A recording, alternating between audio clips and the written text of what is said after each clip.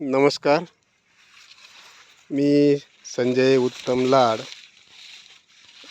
राहणार कनकसागज, तालुका वैजापूर, जिल्हा छत्रपती संभाजीनगर. मी श्री गुलाबरावजी खंडागळे सर यांच्या प्रेरणेनं त्यांचे व्हिडिओ बघून शून्य मशागत या तंत्रज्ञानाचा वापर करून शेती करण्यास प्रारंभ केला आणि आज रोजी माझ्या या शेतातलं हे तिसरं पीक असून मी या शेतामध्ये स्वीट कॉर्न या मका पिकाची लागवड केली होती आणि या मका पिकाची लागवड करीत असताना फक्त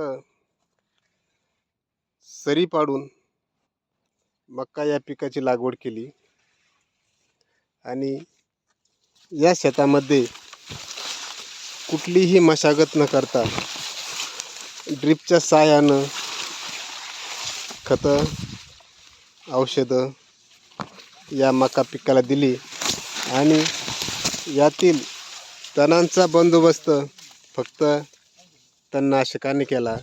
यापूर्वी मी या पिकातील मकाचा व्हिडिओ टाकलेला होता आणि त्या व्हिडिओमध्ये या मका पिकात साधारण कमरे एवढं तण या मका पिकात दिसत होतं, पण आज रोजी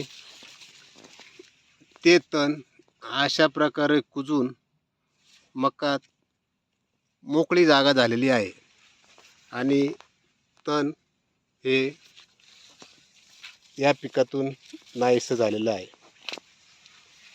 तर मी या तंत्रज्ञानावर खूप खुश असून माझं हे या शेतातील तिसरं पीक आहे. मी यापूर्वी यामध्ये कापूस घेतला होता. कापसानंतर भेंडी हे पीक घेतलं आणि भेंडीनंतर आज मका हे पीक घेऊन माझी मका हार्वेस्टिंग होऊन गेलेली आहे आणि या पिकात कुठलंही तण नाही. आता फक्त हे मका पीक काढून यामध्ये मी दुसऱ्या पिकाची तयारी करणार आहे.